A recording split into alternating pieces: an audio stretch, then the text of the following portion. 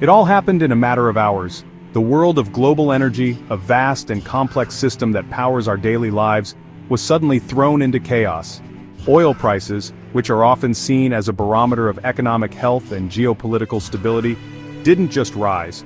They surged with an alarming velocity that sent shockwaves through trading floors from New York to Tokyo. Brent crude, the international benchmark for oil, skyrocketed by nearly 4%, smashing through the psychologically important barrier of $80 a barrel. At the same time, U.S. crude experienced an even more dramatic spike, jumping by a staggering 4.3% to settle near $77 a barrel. These were not minor fluctuations, this was a market in a state of panic. This kind of violent price movement doesn't happen in a vacuum. It is always triggered by a seismic event, something so significant that it fundamentally alters the global supply and demand equation. The cause of this sudden turmoil was a single, momentous decision made thousands of miles away. The Iranian parliament, in a move that stunned international observers, voted to authorize the closure of the Strait of Hormuz. This wasn't a vague threat or a diplomatic whisper. It was an official legislative action, a declaration of intent that immediately put a fifth of the entire world's daily oil supply in jeopardy. The news spread like wildfire, igniting fears of a catastrophic disruption. Within minutes, the digital tickers that track commodity prices began flashing red, reflecting the immediate and severe reaction of the market. Traders, investors, and energy analysts who live and breathe these numbers watched in disbelief as the price of oil climbed higher and higher.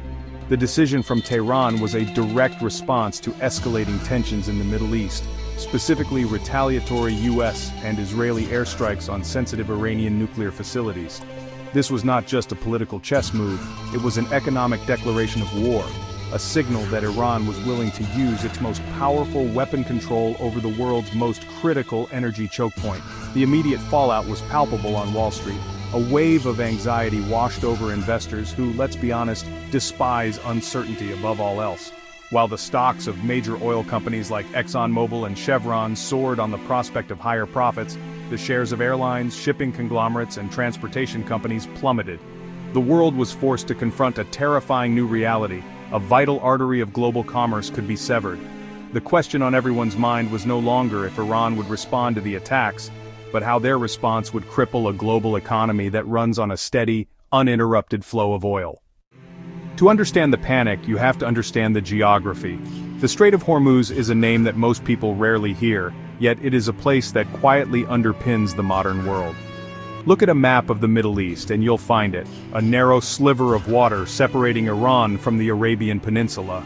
At its narrowest point, this strategic waterway is only about 21 miles wide, with shipping lanes for inbound and outbound traffic that are a mere 2 miles across.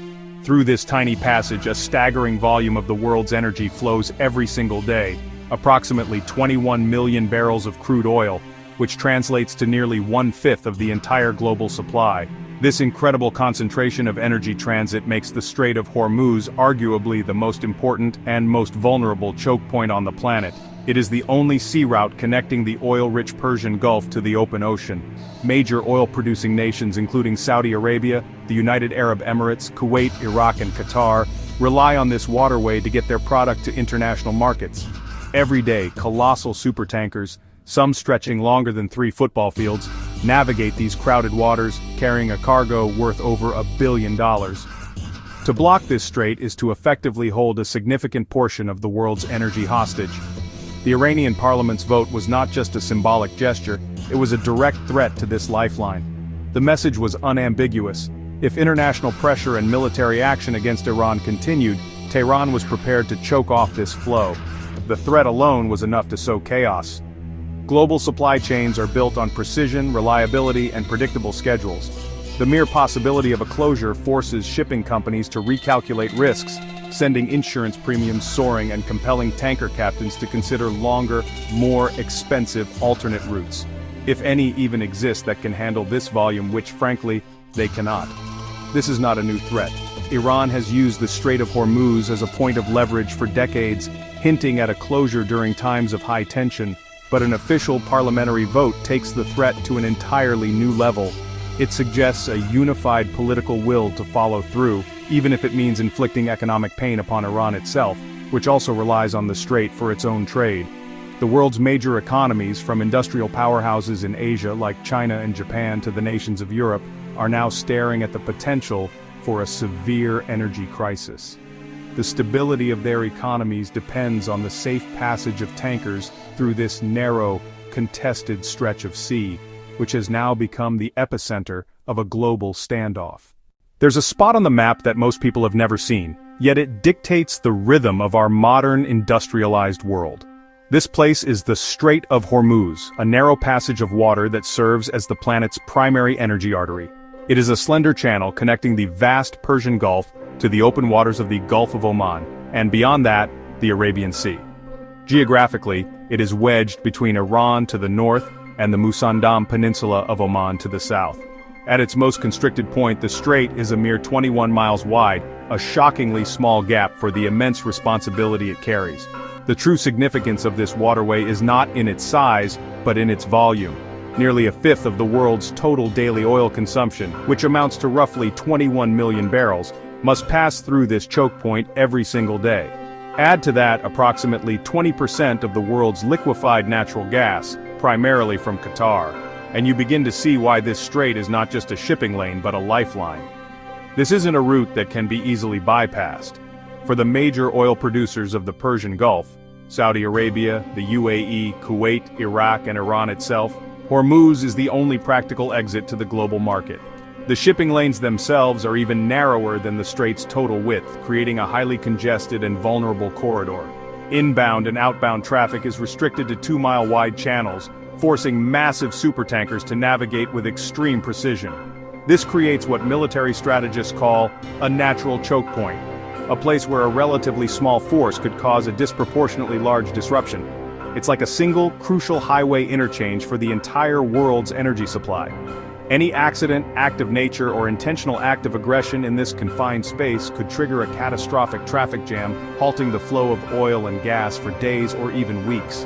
This geographic reality is what gives Iran its immense strategic power. Its long coastline runs along the entire northern edge of the strait, giving its military forces a commanding position over every ship that passes. The Iranian Revolutionary Guard Corps Navy operates numerous bases along this coast, equipped with fast attack craft, anti-ship missiles, and naval mines. This proximity means Iran doesn't need a massive blue water navy to exert control. It can project significant power from its own shores. The Strait of Hormuz is, therefore, not just a feature on a map. It is a permanent and powerful geopolitical bargaining chip that Iran can play whenever tensions escalate. The Strait of Hormuz has long been a flashpoint in modern history, a theater where regional conflicts and global power struggles have played out with dramatic consequences. Its role as a center of tension is not a new phenomenon. It dates back decades. During the brutal Iran-Iraq War in the 1980s, this waterway became a key battleground in what was known as the Tanker War. Both sides targeted each other's oil tankers and merchant ships in an attempt to cripple their opponent's economy. Over 400 civilian vessels were attacked, and the conflict drew in international navies, including the United States, which began escorting ships to ensure the continued flow of oil. This historical precedent set the stage for how the world views threats to Hormuz today. It demonstrated that conflict in the strait is not just a regional affair. It quickly becomes an international crisis that demands a global response.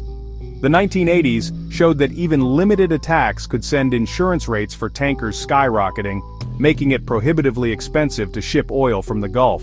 This history has left a deep scar on the psyche of global energy markets, creating a permanent risk premium for any oil that must transit these waters. Every time Iran issues a threat, memories of burning tankers and naval skirmishes resurface. More recently, the strait has remained a source of constant friction.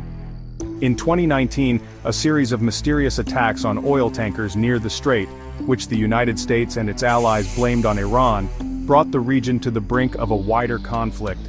Iran also seized a British-flagged tanker in the same year, showcasing its ability to disrupt shipping at will. These incidents were not full-scale attempts to close the strait, but were carefully calculated provocations designed to send a powerful message. They were a reminder to the world that Iran has both the capability and the willingness to weaponize this critical waterway in response to political and economic pressure. This long history of hostility is precisely why the Iranian parliament's recent vote is being taken so seriously. While threats have been made before, an official legislative action backed by the government represents a significant escalation. It shifts the threat from the realm of rhetoric to the domain of official state policy.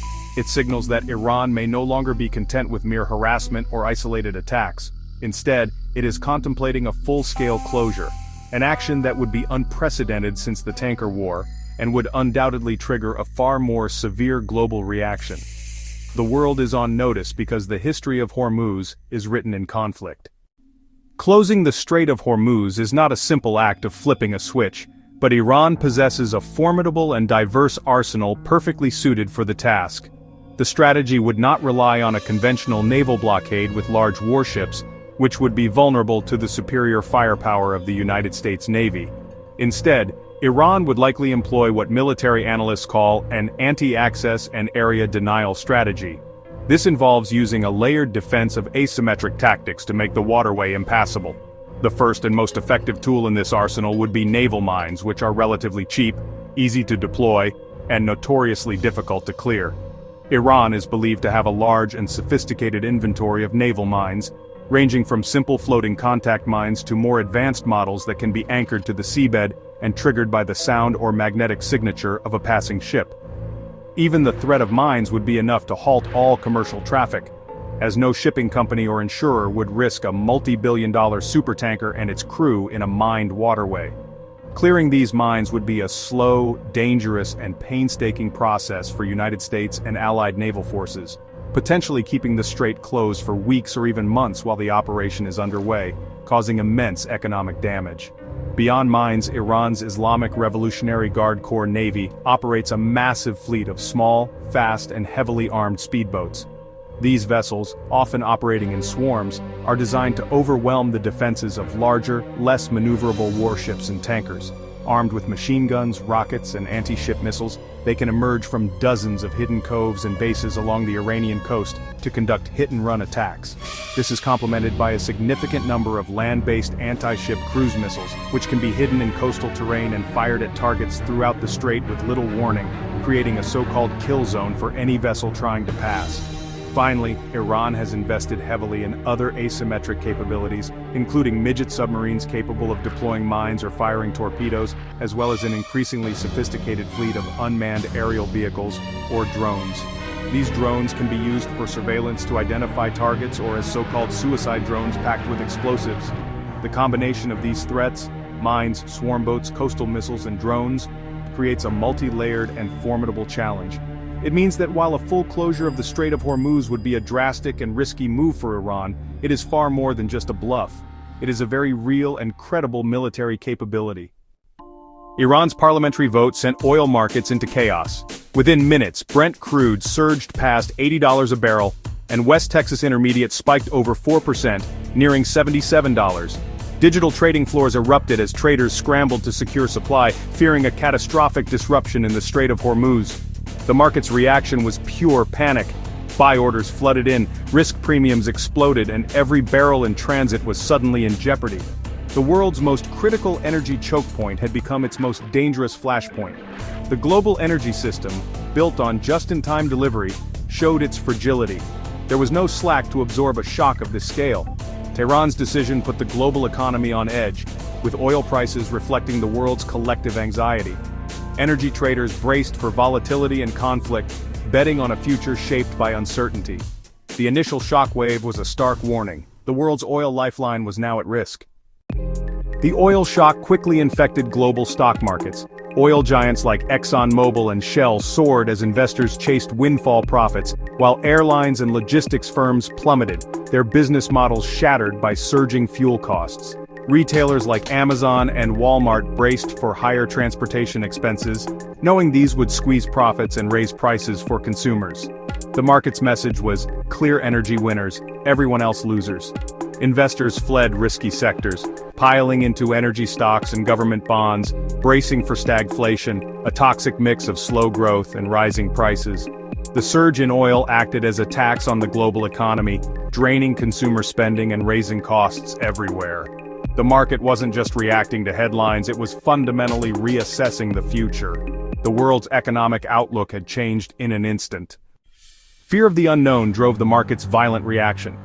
With no precedent for a full Hormuz closure, traders defaulted to worst-case scenarios, triggering panic buying and algorithmic surges. No one wanted to be caught unprepared.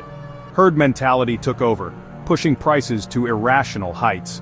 The risk extended beyond oil supply chains, for everything from electronics to construction materials faced disruption. The real fear was lasting damage to the region's infrastructure, not just a temporary blockage. Rational analysis gave way to anxiety. The world was reminded of its dependence on a single, narrow waterway. Until clarity emerges, fear will keep energy prices high and the global economy on edge. The chaos in oil markets hit home fast. Gas prices at local stations began to climb overnight. Even before physical supply was disrupted, gasoline futures soared, prompting immediate price hikes across the U.S. For families, every commute and errand became more expensive, straining budgets and forcing tough choices. Rising fuel costs act like a stealth tax, hitting lower and middle-income households hardest. Consumer spending slowed as people cut back elsewhere, threatening retail, restaurants, and big-ticket purchases. The first shockwave at the pump was just the start, a sign of deeper economic trouble ahead. The cost of energy was now choking the engine of growth. Higher oil prices triggered a domino effect through the supply chain. Trucking and shipping costs soared, with fuel surcharges passed down to every business moving goods. Manufacturers, retailers, and wholesalers all faced higher bills, which quickly translated into pricier products for consumers. Global shipping and airlines, already hit by fuel spikes, saw costs for moving everything from electronics to food skyrocket. The inflation ripple spread. Every item in a store now carried a higher transportation cost. What began as expensive gasoline became a system-wide inflation problem. The Hormuz crisis had turned a supply shock into a global cost of living crisis. The final destination for all the rising costs rippling through the supply chain is, well, the household budget. The domino effect that began with a political vote in Iran and traveled through oil markets, gas pumps, and transportation networks ultimately lands on the kitchen table and in the shopping cart. People begin to notice that it's not just gasoline that's more expensive. The price of groceries is creeping up as well. The cost of transporting fresh produce from farms to supermarkets increases, and that cost is reflected in the price of lettuce, tomatoes, and fruit. The plastic packaging that keeps food fresh is also derived from petroleum, so its cost rises too. This phenomenon extends to nearly every item on a shopping list. The cost of manufacturing and transporting clothing, electronics, cleaning supplies, and furniture all increase. Even services are not immune. A landscaping company has to charge more to cover the fuel for its mowers and trucks. A plumber's service fee might go up to account for the cost of driving to a job. This pervasive, across-the-board increase in the cost of living is what economists call inflation, and it puts a tremendous squeeze on family finances. Wages rarely rise as quickly as prices during an oil shock, meaning that the purchasing power of people's paychecks effectively shrinks. This economic pressure forces families to make difficult trade-offs. They may have to cut back on discretionary spending, such as eating out, going to the movies, or taking vacations. For many, the squeeze is more severe, forcing them to dip into savings or take on debt to cover basic necessities. The psychological impact is also significant. The constant worry about rising prices and a shrinking budget creates a sense of economic insecurity and anxiety. The feeling that you're working just as hard but falling further behind is a powerful and demoralizing experience that can erode consumer confidence and cast a pall over the entire economy. Furthermore, higher energy prices directly impact utility bills. Many power plants run on natural gas, the price of which often moves in sympathy with oil. For families who rely on heating oil during the winter, a sustained price spike can lead to shockingly high bills, forcing them to choose between staying warm and affording other essentials. The crisis in the Strait of Hormuz, a distant event for most people, thus translates into a very personal and immediate struggle. It's a powerful lesson in how global geopolitics can directly affect the financial well-being and quality of life for families thousands of miles away. When the economic pain caused by rising energy prices reaches a critical mass, it inevitably becomes a major political problem. In Washington, D.C., alarm bells start ringing loudly. Politicians, especially those in the White House and Congress, know that nothing angers voters more quickly or more reliably than high gas prices. It is a highly visible and frequently updated barometer of the economy's health, and voters often hold their elected officials directly responsible. With a presidential election year on the horizon, the sudden surge in fuel costs transformed the Hormuz crisis from a foreign policy challenge into a domestic political powder keg. The Biden administration was immediately put in a difficult position. On one hand, it needed to project strength and resolve on the international stage, supporting its allies and condemning Iran's actions. On the other hand, it had to grapple with the painful economic fallout at home. The administration began to face intense pressure to do something about gas prices. This led to urgent discussions about tapping into the Strategic Petroleum Reserve, the nation's emergency stockpile of crude oil. Releasing oil from the SPR can provide a temporary boost to supply and help cool down prices, but it is a short-term fix, not a long-term solution, and it depletes a crucial national security asset. The issue quickly became a weapon in the partisan battles of Washington. Opposition politicians seized on the rising prices as evidence of the current administration's failed energy policies, using it to score political points and rally their base. Debates erupted over domestic oil production, environmental regulations, and the nation's energy independence. The crisis in the Strait of Hormuz thus poured gasoline on the already smoldering fires of political division in America. Every tick upwards in the price of a barrel of oil was another round of ammunition for political attacks, turning economic policy into a battlefield. This political pressure creates a dangerous feedback loop. An administration worried about its popularity and upcoming elections might be tempted to take actions that are politically expedient but strategically unwise. The need to be seen as tough on Iran could clash with the need to de-escalate the conflict and stabilize oil markets. The Hormuz crisis was therefore not just a test of military strength or economic resilience, it was a profound test of political leadership. The ability to navigate the treacherous waters of both international diplomacy and domestic politics, all while the economic well-being of the nation hangs in the balance, became the central challenge facing the leaders in Washington. In the tense hours following Iran's provocative vote, the tranquil blue waters of the Persian Gulf transformed into a high-stakes chessboard, bristling with military hardware. The United States Navy's Fifth Fleet, headquartered in nearby Bahrain, was immediately placed on its highest state of alert. This is no small naval contingent, it is one of the most powerful maritime forces on the planet. A formidable projection of American power specifically tasked with maintaining stability in these volatile waters.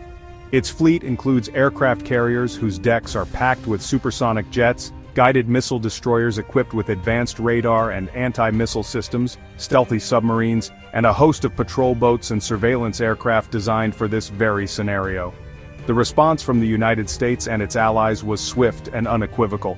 Naval operations in and around the Gulf of Oman and the Persian Gulf were visibly intensified. United States warships, along with vessels from allied navies like the British Royal Navy and the French Marine Nationale, increased their patrols along the critical shipping lanes that snake through the strait. Overhead, surveillance drones and spy planes began flying more frequent missions, their electronic eyes watching every movement along the Iranian coastline. The objective was to send a powerful and unmistakable message to Tehran. The world's great powers would not stand by and allow this vital artery of global trade to be severed. The military was making its presence known. Behind the scenes, military planners were dusting off and updating detailed contingency plans for forcibly reopening the Strait of Hormuz. These are not abstract war games, they are concrete operational blueprints that outline exactly how to respond to an Iranian attempt at a closure. These plans would likely involve a multi-pronged effort, beginning with minesweeping operations to clear the waterway of naval mines, a dangerous and time-consuming task. Simultaneously, carrier-based aircraft and long-range missiles could be used to neutralize Iran's coastal anti-ship missile batteries and command and control centers, degrading their ability to threaten passing vessels. This is the military muscle behind the diplomatic warnings. The most visible element of this strategy, however, is the show of force. The sight of an American aircraft carrier, a floating city and sovereign piece of United States territory, sailing near the strait is a powerful deterrent. It is a calculated display of strength designed to force a pause and recalculation in Tehran. The message is not delivered through diplomatic channels, but through the silent, imposing presence of steel and firepower. It's a dangerous game of military signaling where each side watches the other's every move, knowing that a single miscalculation or an overly aggressive maneuver could be the spark that ignites a full-scale armed conflict in the world's most critical waterway. While the United States and its allies project power through massive warships, Iran's military strategy is built on a completely different philosophy: asymmetric warfare. Acknowledging they cannot compete with the US Navy in a conventional head-to-head battle, the Islamic Revolutionary Guard Corps Navy has, perfected the art of using unconventional tactics to exploit the vulnerabilities of a larger foe. Their plan to close the Strait would not involve a neat battle line of ships. Instead, it would be a chaotic, multi-layered assault designed to make the waterway so dangerous that no commercial vessel would dare to enter it. This is a strategy built on disruption, not outright victory. The cornerstone of this asymmetric gamble is Iran's massive fleet of small, fast, and heavily armed attack boats. Operating from hidden bases and coves all along Iran's extensive coastline, these speedboats can be deployed in swarms, using their numbers and agility to overwhelm the defenses of a much larger, less maneuverable warship or supertanker. Armed with machine guns, rockets, and even anti-ship missiles, they can strike quickly and then retreat into the coastal shallows where larger ships just cannot follow. This hit-and-run tactic is designed to create chaos and inflict damage without offering a clear, single target for retaliation, making it an incredibly difficult threat to counter effectively. However, the decision to close the Strait is a monumental gamble for Iran itself, one fraught with immense economic and political risks. While the move would undoubtedly inflict severe pain on Western economies, it would also be an act of profound self-harm. Iran's own economy is heavily dependent on the Strait of Hormuz for its own exports, primarily its own oil, and for importing essential goods like food and medicine. Shutting down the Strait would be like, strangling its own economic lifeline. This is why many analysts believe that a full, sustained closure is a doomsday option that Tehran would only consider as a last resort, as the economic blowback could potentially threaten the stability of the regime itself. Furthermore, such an aggressive act risks alienating Iran's few remaining international partners, particularly China. As the world's largest importer of oil, China is critically dependent on the free flow of energy through Hormuz. While Beijing may be a rival to the United States, its primary interest is economic stability. An Iranian action that triggers a global energy crisis and economic recession would directly harm China's own interests, potentially forcing Beijing to put immense diplomatic pressure on Tehran to back down. This is the political chess match that Iran must play. Inflicting pain on its adversaries is one thing, but doing so at the cost of its own survival and its most important international relationships is a risk that even the most hardline elements in Tehran must weigh carefully. With military forces posturing on both sides, the focus shifted to the frantic behind-the-scenes world of international diplomacy. The crisis in the Strait of Hormuz was no longer a regional dispute. It had become a global emergency that demanded immediate attention from world leaders. In the capitals of Europe, from London to Paris to Berlin, and across Asia in Beijing, Tokyo, and New Delhi, foreign ministries went into overdrive. The primary objective was clear: de-escalation. Every nation with a stake in the global economy, which is, honestly, every nation on Earth, had a vested interest in pulling both Iran and the United States back from the brink of a catastrophic conflict. Diplomatic channels that had been quiet for months were suddenly buzzing with urgent communications. Ambassadors were summoned, secure phone lines were activated, and messages were passed through intermediaries in neutral countries like Oman and Switzerland. The world's major powers began to walk a delicate tightrope. They had to publicly condemn Iran's threat as a reckless violation of international law, while simultaneously urging restraint on all sides. For countries like China and India, who are major purchasers of Iranian oil and have strong economic ties to the region, the situation was particularly precarious. They were caught between their reliance on Gulf energy and their complex relationships with both Washington and Tehran. The United Nations in New York became a central hub for these diplomatic efforts, with calls for an emergency session of the Security Council. The goal was to create a forum where grievances could be aired and a path away from conflict could be forged under the banner of international law. However, the deep divisions within the Security Council, particularly between the Western powers and nations like Russia and China, made finding a unified position incredibly difficult. Despite the shared interest in preventing a war, old geopolitical rivalries and competing interests threatened to paralyze the one body designed to prevent such crises from spiraling out of control. This intense diplomatic scramble highlighted the central dilemma of the crisis. While no one wanted a war, the political positions of the main actors were becoming increasingly entrenched. Iran felt it had to respond forcefully to the attacks on its sovereign territory to maintain its credibility and deter future strikes. The United States and its allies felt they had to stand firm to protect the principle of freedom of navigation and ensure the stability of the global economy. Finding an off-ramp, a diplomatic solution that would allow both sides to back down without losing face, became the most critical and challenging task for world leaders, as the clock ticked down towards a potential military confrontation with unimaginable consequences. The crisis in the Strait of Hormuz, whether it culminates in conflict or dissolves through diplomacy, serves as a stark and powerful lesson in the intricate wiring of our modern world. It is a dramatic reminder that the global economy, for all its complexity and technological sophistication, remains profoundly dependent on the physical movement of resources through ancient maritime passages. This single, narrow waterway, a mere geographical feature on the world map, has once again demonstrated its outsized ability to hold the entire international community hostage. The events that unfolded have stripped away the layers of abstraction in global finance, revealing the raw, tangible reality that the price of gasoline in Ohio is directly connected to a political decision made in Tehran. The swift and violent reaction of the markets underscores just how thin the buffer is between stability and chaos. In a world that runs on a just-in-time supply chain, the threat of a disruption to a critical artery like Hormuz is enough to trigger a global panic.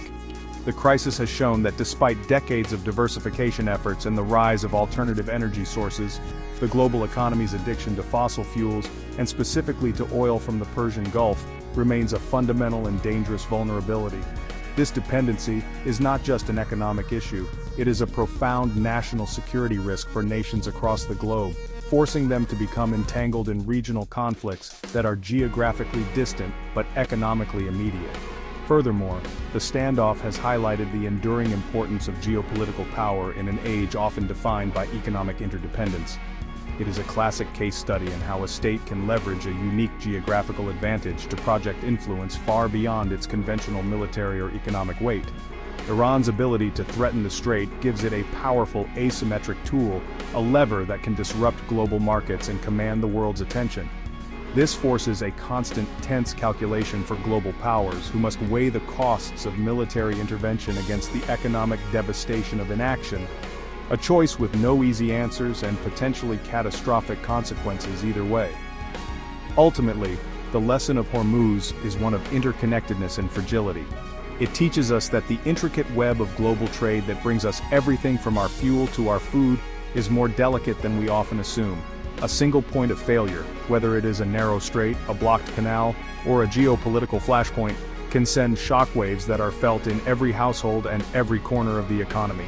The world was forced to watch, holding its collective breath, as a regional conflict threatened to become a global crisis, all because of the immense power concentrated in one small, indispensable strip of water. As the immediate crisis ebbs and flows, the world is left contemplating a fragile and uncertain future. The standoff in the Strait of Hormuz may de-escalate, but the underlying tensions that caused it have not disappeared. The fundamental conflict between Iran and the alliance of the United States and Israel remains unresolved, and the Strait will continue to be a potential flashpoint in any future confrontation. The military forces may pull back slightly, and the diplomatic rhetoric may soften, but the strategic calculus for all sides remains unchanged. The world has been given a glimpse into a worst-case scenario, a preview of the economic and military chaos that could be unleashed at a moment's notice. This event will undoubtedly accelerate long-term shifts in global energy policy.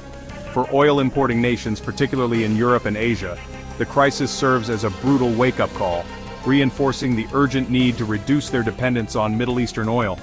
This will likely lead to renewed and more aggressive investments in renewable energy sources like wind and solar, as well as a greater focus on energy efficiency and the electrification of transportation. For major producers outside the Gulf, like the United States, Canada, and Brazil, it reinforces their strategic importance as more stable sources of supply, potentially shifting global energy trade flows for decades to come. The political fallout will also be long-lasting.